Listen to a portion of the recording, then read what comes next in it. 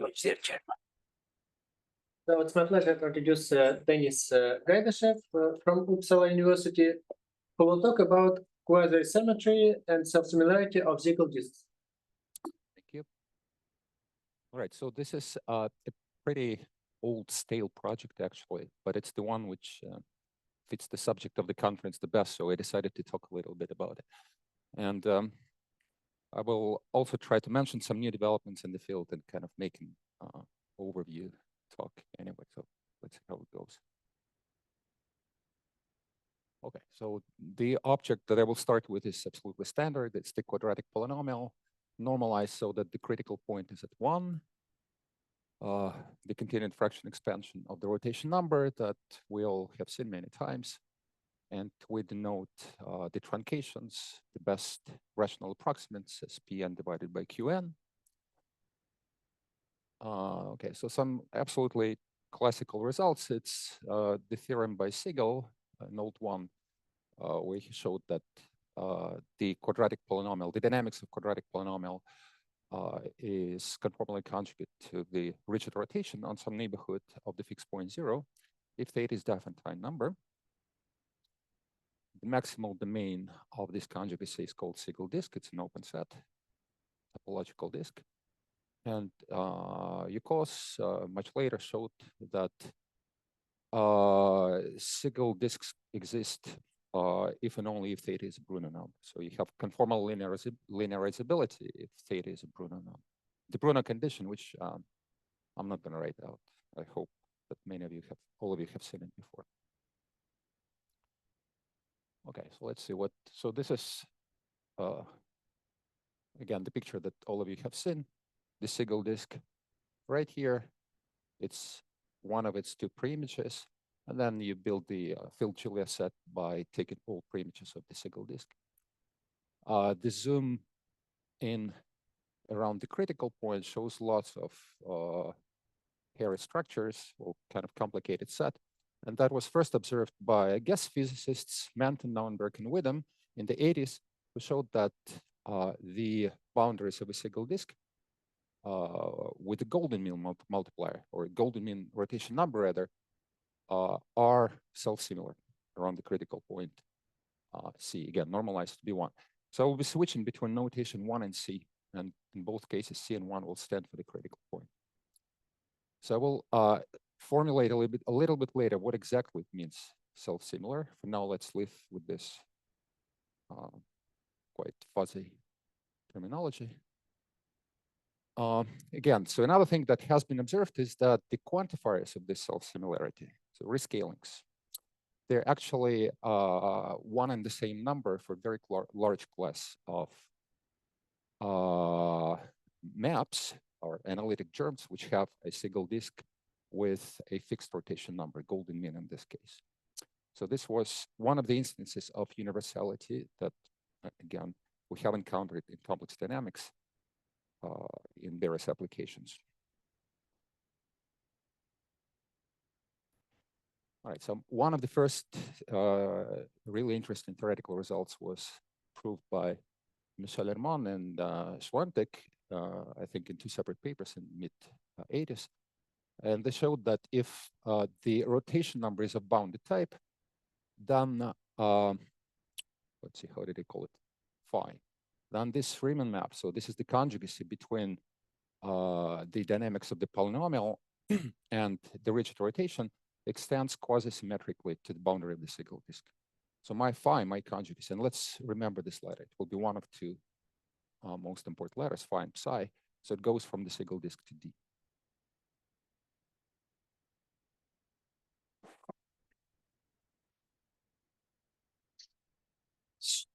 He has like several papers about it. Schwantek has several papers about this, I think, at least.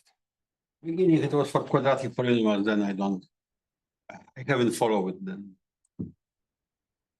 Carson proved that the Julia set for this quadratic polynomial is locally connected and has Lebesgue measure equal to 0. So things, they seemed to be nice, kind of, but then it turned out that they're not so nice. So there is a variety of Siegel disks that one can construct. Javier Duff and Arnaud Serrita, they actually built Siegel disk in the quadratic family, such that you would essentially have any type of regularity of the boundary, both smooth, C infinity, and let's see the third to last result. You can actually find a Siegel disk such that the boundary would be Cn, but not Cn plus 1. And more than that, you can construct Siegel disks for which the critical point does not lie in the boundary. So the boundaries are Jordan curves, but the critical point is not there, and the boundary is not a quasi-circle. So quite a departure from the nice case of the quadratics. All right, so some of the tools which were developed later for Siegel disks, so all these results that I have been talking about, I don't think that any of those papers uses concepts of renormalization. And this is the subject, renormalization is the subject that I dearly love.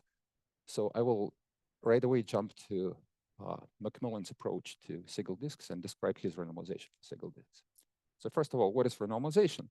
Of course, Jean-Luc talked about it, so he defined it in detail as a general tool for looking at faster, higher order dynamics at smaller scales and answering questions like what is the normal form of this rescale dynamics, what are conjugacies of classes of maps which lie within the same universality class for normalization, or existence in geometry of the invariant sets. That's exactly the subject of today's talk. So as far as Siegel disks, to my knowledge, there are 3 ways to build renormalization procedure for them. And that's commuting pairs by Curtis McMillan. And myself and Michael Impolsky, we extended that for something which was called almost commuting pairs. Then there is, again, cylinder renormalization, which is a very interesting thing. First developed by Mitsu Shishikura for parabolic renormalization, and then promoted by Michael to Siegel disks. And the most recent development and the most powerful out of all these techniques, this is Pacman renormalization by Misha Lubitsch, Dima Dudko, and I missed Nikita Selinger's name. There are 3 authors here. I will probably mention it at the very end. So let me concentrate on the first one, this one, renormalization for commuting pairs. So here is a commuting pair, which is a modification of a polynomial-like map, or a pair of polynomial-like maps, which Luna was talking about. You don't have a disk which is completely contained inside of a larger disk. They do have parts of the boundaries which intersect. And here's the set of conditions. So you have a pair of maps, univalent between 2 quasi-disks. And then you have lots of several conditions for these quasi-disks. So first, this complement itself is a quasi-disk.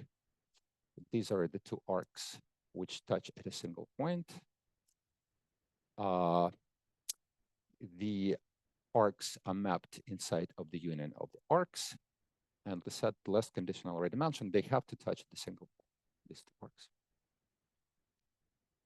Okay, so you can see that the disks, they don't have modulus within, they don't have an annulus with a non-zero modulus inside of a larger disk, inside of the domain. But nonetheless, so let's see how this is done for the Siegel disk itself. So I'm going to take a picture from Curtis McMillan's 98 paper and describe what these 2 sets are and what are the maps, univalent maps defined in these 2 sets. So the first one, which he called U3, it's this guy. So you travel from this ray all the way to this equipotential, and then back to this ray, then part of the boundary of the preimage of the Siegel disk, part of the boundary of the image of the Siegel disk itself, rather, and then another part of the boundary of the preimage of the Siegel disk. So that's how it's done in reality, but this is schematics. So these are parts of the boundary of preimages. This is the boundary arc on the boundary of the Siegel disk, race, equipotential. And then a very similar set for higher order dynamics, U5. So let's see, the U3 guy stretches from the Julia set to this further equipotential, and the U5 guy stretches from the Julia set to this closer equipotential. Right, and then the pair of univalent maps that you define on these sets, well, that's just iterates of the quadratic polynomial. And here we have listed essentially the same conditions as we had in the general definition. These two arcs, they have to touch at one single point. The interior, the Siegel disk itself does not intersect the image domain B. And these two arcs, they can be actually described completely in terms of the critical point in its images, iterates, right? Okay, so Macmillan proved a theorem that a quadratic polynomial is renormalizable with this particular combinatoric. So we will say that a polynomial is Qn, Qn plus 1 renormalizable if exactly a picture like this holds.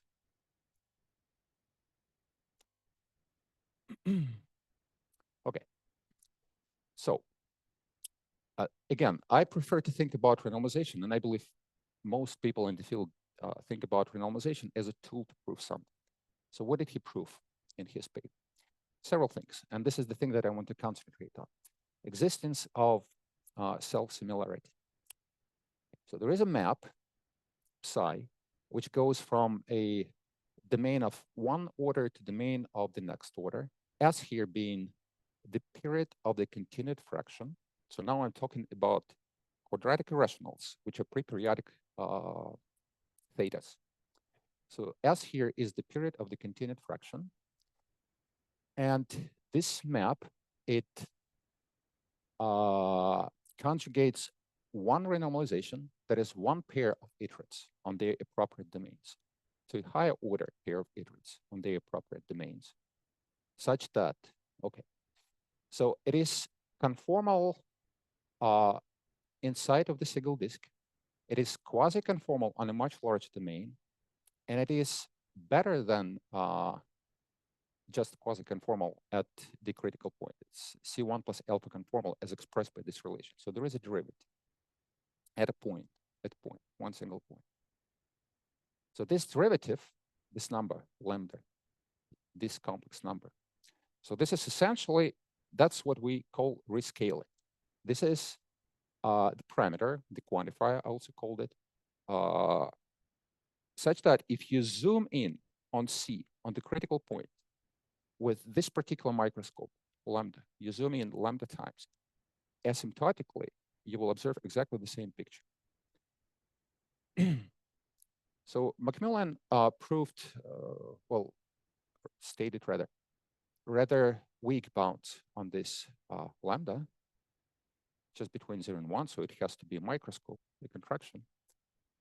And then there was kind of a game, several people were involved, how to improve these bounds. In a couple of slides, I will talk about. So idea of the proof of this theorem is the following. I thought that's an important thing to mention, and that's why I wrote it. The critical point is, in a sense, a point of high density. So it's a measurable deep point as expressed by this expression. So if you take a disk of some small radius r around the critical point, and you take out the filled Julia set, then the remaining white part is actually small. It goes to 0 very quickly, faster than the size of the, faster than the area of this disk. So if we go back to the picture that I got here, you can kind of see that the deeper you go, the less white you see around the critical point. That's exactly the visual representation of the critical point being the deep measurable point. Okay. So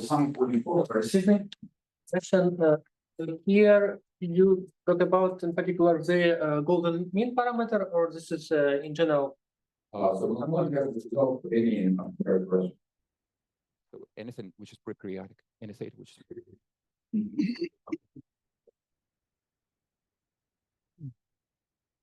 Okay, so let's see.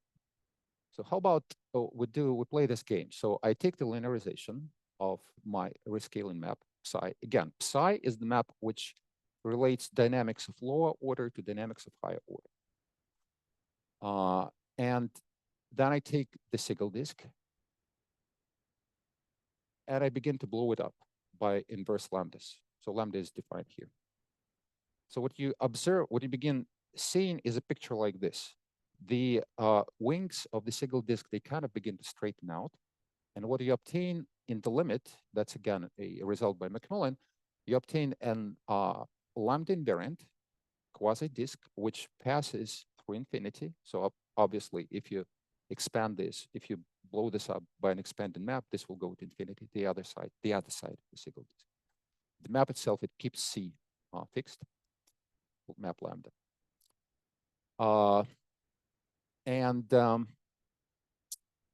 Another thing which is quite obvious here is that, well, if the period S is odd, and the picture itself is for the odd period, that's the golden mean, the period is 1, right? Then you don't see anything like this happening in the neighborhood of the critical point. So you don't see a disk with this kind of structure. Okay, so there is no spiraling. So you would define spiraling carefully by saying that there is a curve inside of the Siegel disk going to C such that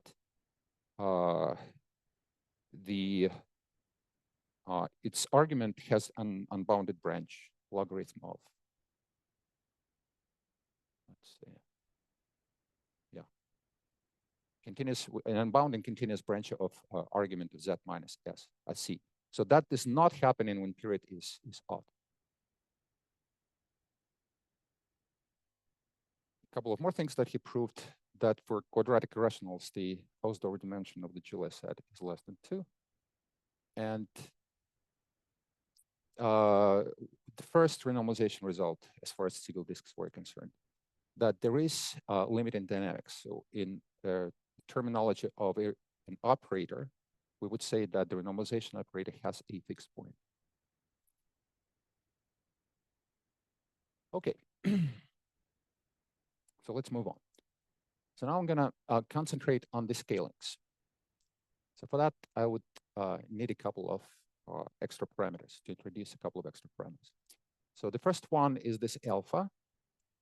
Well, let's just take it as it is, a definition, a number, a product of some thetas. This is clearly some number less than 1. It will serve an important role in what follows. And in a sense, it is a conjugacy between dynamics of the rigid rotation. So here it is. The map Z goes to Z raised to power alpha for even S or anti or conjugated Z alpha. Odd S conjugates iterates of the rigid rotation. Again, if you shift those iterates by the period of the continued fraction. Again, something, it's not a very difficult result to prove, but I think, again, Macmillan was the first to show. So now, using this alpha, we're going to mimic the rescaling map. So this is essentially the rescaling map for the rigid rotations. Instead of lambda, we have this alpha here. You can play the same game. Rather than blowing up the Siegel disk, you can try to blow up the domain for the rigid rotation, the disk, by this map. And it's easy to see that this will converge to the left half plane, actually. So here, H is the left half plane. Okay, and finally, so now let's do this. So let's consider blowups of the Siegel disk and blowups of the unit disk. Now let's build this map between the two. So lambda n takes you back to the Siegel disk. Phi was the Riemann map, which was conjugating the dynamics of the polynomial with that of the rigid rotation in the Siegel disk. And then you blow up back by this map A. All right, so one of the things that Macmillan again showed is that this converges to some conformal, Catharadory converges to some conformal map, phi infinity, from this quasi-disk. This is the quasi-disk which passes through infinity. Maybe I'll show it to you. This guy. This one. So think of this as a disk which extends all the way to infinity in S. And what turns out to be possible to show is that, well, okay, so since this is a conformal map, then what you can do now, you can take the quotient of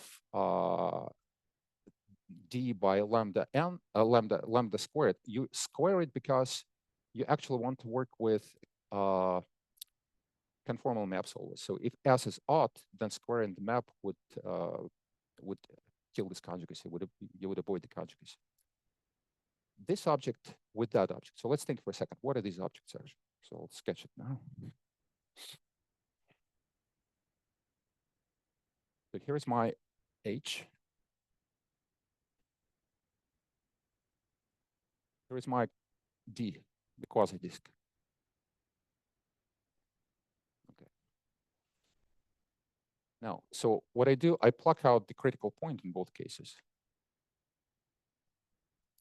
The critical point and the point which is being mapped by phi infinity here.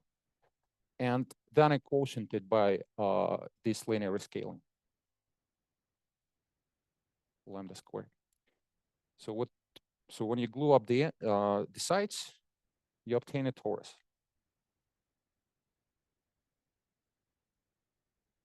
And then the objects that we're comparing, this guy, it's actually an analyst within the torus. It's this thing. And then you do the same, very similar thing in the H plane. So these are rescalings by A.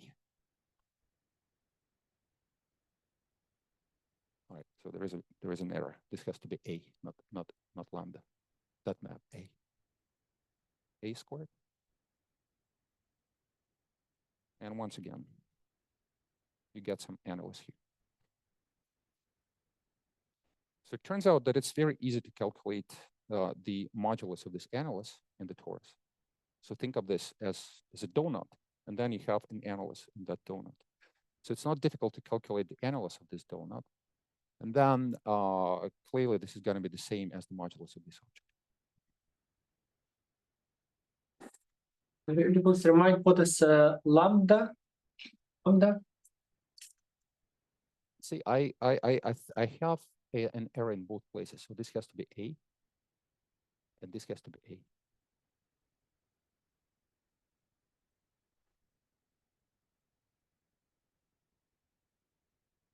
It was defined in the previous. So it's the linearization of the psi coordinate here. This one. Psi coordinate was the coordinate which was conjugated pairs of maps, pairs of iterates, lower order to higher order.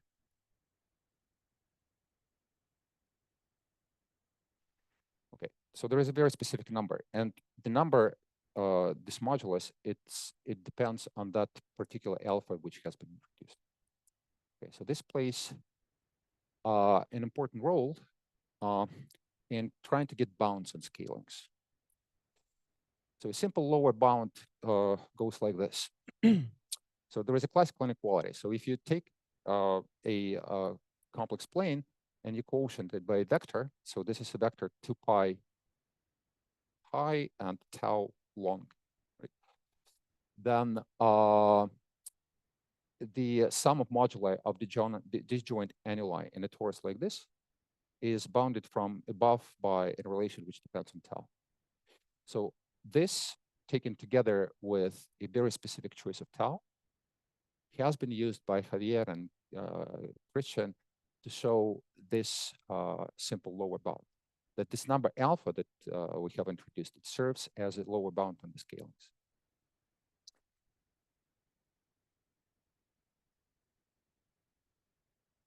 Okay, so another thing that the same authors, Javier Boeuf and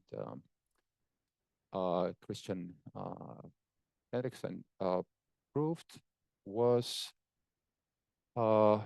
some kind of description of non-spiral in nature of some Siegel disks.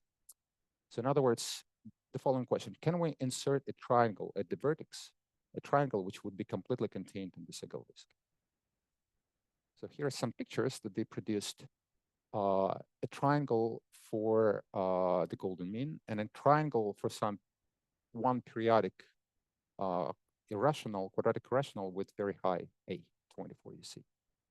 So you see what you're looking at in the right frames in both pictures is the Siegel disk in the logarithmic coordinate, and the logarithmic coordinate written out here. Like I said, 1 and C for me are interchangeably the critical point.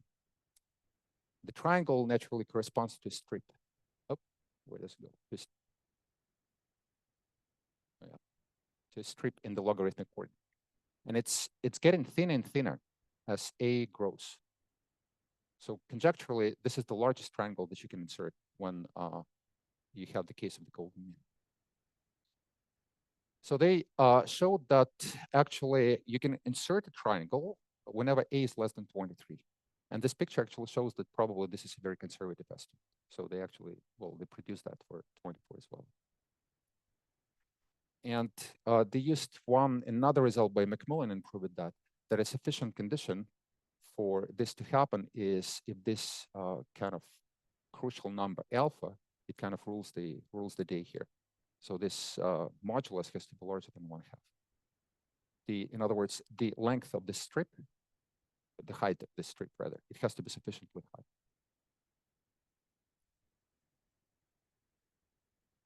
Okay, so some of the questions that they posed in their work, and that's what kind of got me into that, is are the following. Is there a quadratic rational such that the Siegel disk spirals like I drew on the board? And there are examples, numerical at least, but nothing analytic to my knowledge when this thing is happening. Does it always spiral if the period is even? The golden mean has odd period, and the other guy with 24 that we saw, it also has an odd period. But if you do something like 1, 2, 1, 2, 1, 2, for example, what can you say about spiraling or absence of spiraling there? Is there a quadratic irrational with odd period for which there is no triangle? And one of the shots, for example, here's one numerical example, 50, 51, the period is 3. A is very high here, much larger than their conservative estimate 23. And you see that, well, you can probably won't be able to guess that you cannot insert a triangle here. But if you draw the logarithmic coordinate, then you see that there is no strip which would fit between this boundary of the Siegel disk and this boundary of the Siegel disk. Just to clarify, what you see here, what you're looking at are multiple copies of the Siegel disk, because this is the logarithmic coordinate. So, and the corresponding triangle here would be a strip here, which you can insert horizontally, horizontal strip, which you can insert within one fundamental domain for the Siegel disk. And here it looks like you can.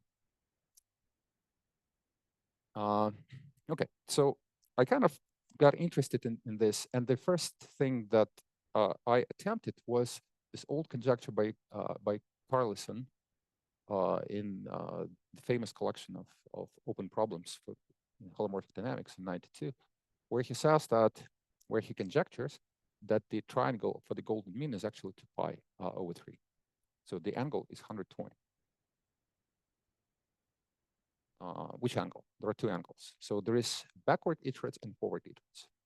So in this picture, the red ones are forward returns of the critical point by the proper iterates, right? And the red ones, the green ones are the backward ones. So his conjecture was that the green, the backward ones, actually accumulate onto lines which are separated by 120 degrees. And I think it's wrong. So there was numerics again, I think by Manton, where he got this angle, 119.6. And for a long time, I thought that that was an error. I tried to improve it and get 120 exactly, and it never got 120. It's always that particular angle. So I think kind of the conjecture is wrong, and naturally, one does not attempt to prove it if one believes that it's wrong.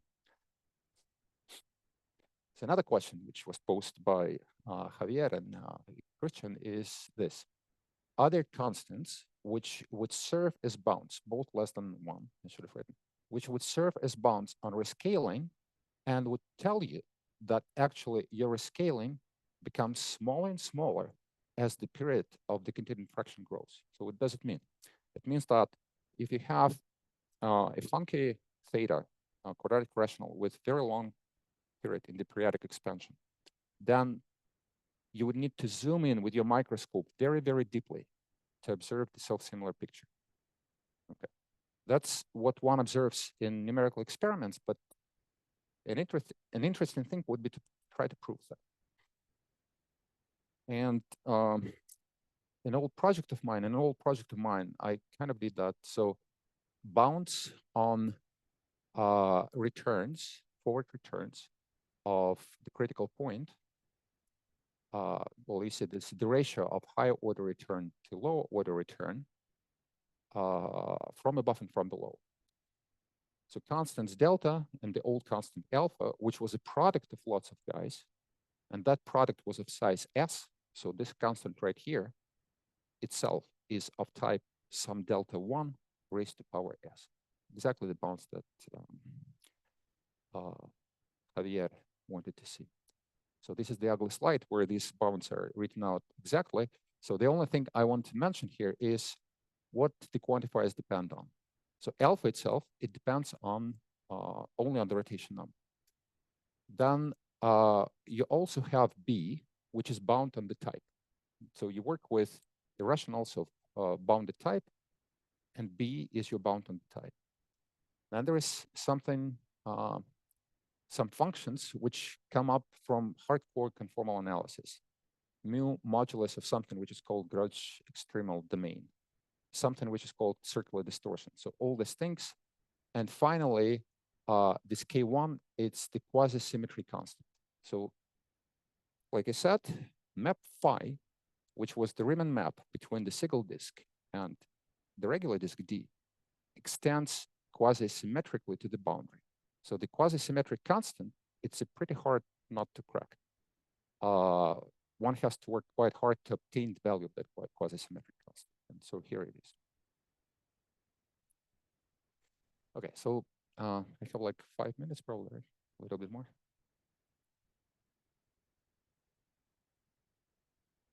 Okay, 8.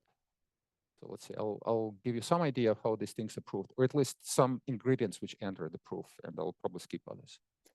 So first, the whole proof is based on the shoulders of the greats who built the so-called Blaschke model for the Siegel disks. So let's see what that is. Blaschke model, it's so we have very specific Blaschke product. So this Blaschke product has a critical point at 1. It's a cubic critical point. It preserves the unit circle, which is disappearing once in a while, which I call T here. And it's a critical circle map, right? When restricted to T. Okay, so some facts about critical circle maps is that they're irrational. If the rotation number is irrational, then they're topologically conjugate to the rigid rotation, a result by U cos. And what else do we know about this Blaschke product? So it has 2 fixed points, 0 and infinity, which are super attractive. The product itself, the map itself, is a double branched covering of immediate basins of both infinity and 0 of degree 2. And finally, if the irrational is of bounded type, if the rotation number is of bounded type, then again, by the result of Hermann and Schwantek that I mentioned already, this topological conjugacy is actually much better than topological. It's a quasi-symmetric homeomorphism. And here's the first definition of what it is quasi-symmetric. You have seen it before, of course, but nonetheless. So you have a bounded distortion of differences for points and deviations on the unit circle. So now let's see what we're gonna do. So I have this torus, right? Torus. I have the circle. So now I want to extend this H outside of the circle to the complement of the unit disk in S2. And how do I do that? There are several ways to do that. So one of the most standard ones is the so-called Alford-Sperling extension, which is an extension either from the real line or from the unit circle, which is given by certain integrals. If you go to their papers or Alford's book, you will see the exact expressions for that extension. The point of that extension is that the extension is quasi-conformal. And the constant of quasi-conformality, which is called M, is bounded in terms of constant quasisymmetry. So it's pretty neat result. You go from one-dimensional map to two-dimensional map, and the geometry of this two-dimensional map is governed by the geometry of one-dimensional map. Okay, so now let's modify the Blaschke product. So outside of the unit circle, it's going to be my old Blaschke product. Inside, I'm going to just conjugate it. I'm just going to erase it and substitute rigid rotation mapped by this, conjugated by this quasi-conformal map. So this new thing is still a branched covering of, this is supposed to be infinity, not the dollar sign. It's holomorphic outside of D because Q is holomorphic. This is disappearing once in a while because Q is holomorphic outside of D. And it's quasi-conformal inside, and it's quasi-conformally conjugate to R, rigid rotation. So the final thing that I'm going to do, I'm going to normalize it. I'm going to move 0 to 0 so that inside, so that this whole thing would map 0 to 0. Okay, so this is, let's remember that, Q tilde, the modified Blaschke product. So here is the Julia set of this thing that probably, again, many of you have seen. Outside of the unit disk, it's the old Blaschke product. Inside, it's the quasi-conformal conjugate of the rigid rotation. And then you take preimages and you see something which is suspiciously looks like the Julia set of the Siegel of the golden mean quadratic polynomial. Okay, so here's the theorem by Doadi, Jis, Herman, and Shishibura. P theta, a quadratic polynomial with a fixed Siegel disk, rotation number of bounded type, then the quadratic polynomial is quasi-conformally conjugate to the modified Blaschke product. In particular, this boundary is the quasi-circle because you map it by a quasi-conformal map. You map the unit disk by the quasi-conformal. Okay, so that's the first ingredient which enters the proof. The second one is simple Holder bounds on the quasi-symmetric homeomorphism, which I had H. I keep the same notation H. So the arcs which you need to estimate, returns of the critical point towards itself, these two arcs, they can either touch at the critical point or one of them can be contained in the other. And these are the only two cases that I'm interested in. So if I is contained in J or I and J it disappears all the time. Is it the, it's the battery problem, okay. Or I and J intersect at one point C, then you have very specific quantifiers, bounds from above and from below, which I'm not going to give you. They're very complicated expressions, but they depend only on K and on A alpha. This is dependent on the rotation number, and this is the property of the quasi-symmetric H. All right, so now let's collect everything together. So this is my long Blaschke product. It's on the boundary of the disk, rigid rotation, and then you conjugate it by this quasi-conformal map. So now the game is to estimate the quasi-conformal, rather quasi-symmetric constant of this composition. Something which I believe I'm gonna skip. And this estimate on the quasi-symmetric constant through this expression, bounds from above and from below, allows you to relate the ratio of these two guys. This is an interval. This is the length of the arc of the nearest return, and that's a lower order nearest return, to the ratio of the arc of the same returns for the rigid rotation, which you know. Okay, so the hard work, which I'm skipping, is in the estimate of the quasi-symmetric constant, and things which appear there are exactly this kind of classical theorems from conformal analysis, Gaidashev extremal domain, cross ratio estimates, which were also done by Schwantek, I believe, first, of this form. So you have some ratio, cross ratio moduli, and you have this funny bound 8 on them, for example.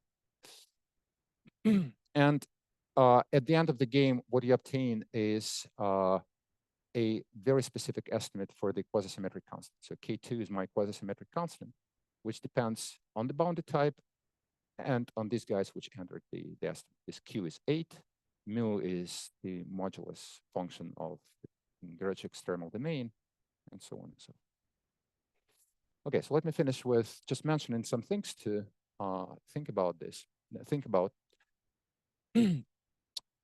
So Michael and myself, we proved quite some time ago renormalization hyperbolicity for the golden mean Siegel disks, which means that what you have for the renormalization operator, you have a fixed point, and then a stable manifold, local stable manifold of codimension 1 around that fixed point, and all pairs of maps. So that was stated for pairs of maps, actually. All pairs of maps on this stable manifold, they are rigidly conjugate. So the conjugation between them of the boundary dynamics is C1 plus alpha. So if that is so, it gives you automatically that these nice bounds on scalings hold not only for the golden mean Siegel disk, for the golden mean quadratic, I should say, but all maps on the local stable manifold around the fixed point, renormalization fixed point. That's one. So another thing, which I mentioned in the beginning, is this very novel and very interesting work by Dima, Misha, and Nikita about Pacman renormalization. We, Michael and myself, we were striving for a result like that for quite some time. And then, like always, Misha Lubitsch comes and shows you how useless you are. So they proved this result, which generalizes what we attempted to do. They proved renormalization hyperbolicity for any periodic rotation number. So you would have a periodic fixed point, which is hyperbolic, one-dimensional unstable manifold. What I don't know, at least I haven't noticed, is whether they have a rigidity result, whether they have proved that Siegel Pacmans are actually rigid. Boundary dynamics in Siegel disks is rigidly conjugate within their theory. If that is so, then bounds of this type, they would be promoted for a very large class of Siegel disks. So holomorphic germs with Siegel disk, which are in the Dudko-Lubitsch-Sillinger renormalization universality class, would all have this nice rescalings around the critical point. And with that, I will finish.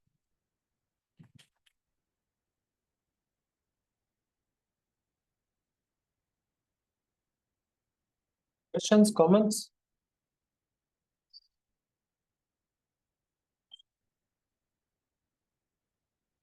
Audience? There are no comments. Questions? Let's do this again.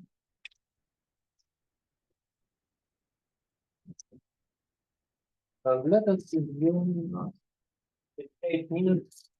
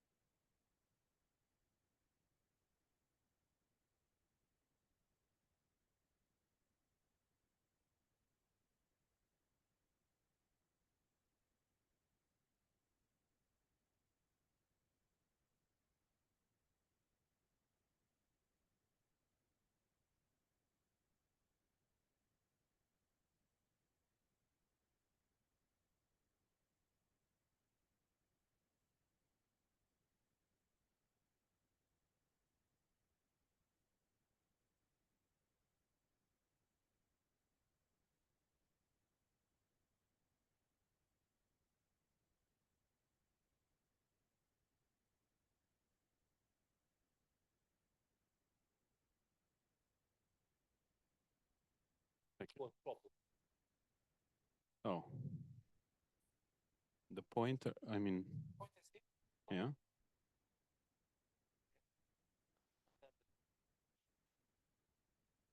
Okay.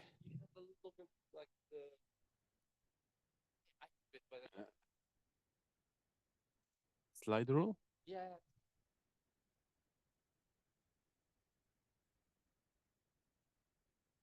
Nicolae Mihalake. Mihalake. No, this is more French. Oh, so now whatever we talk is public.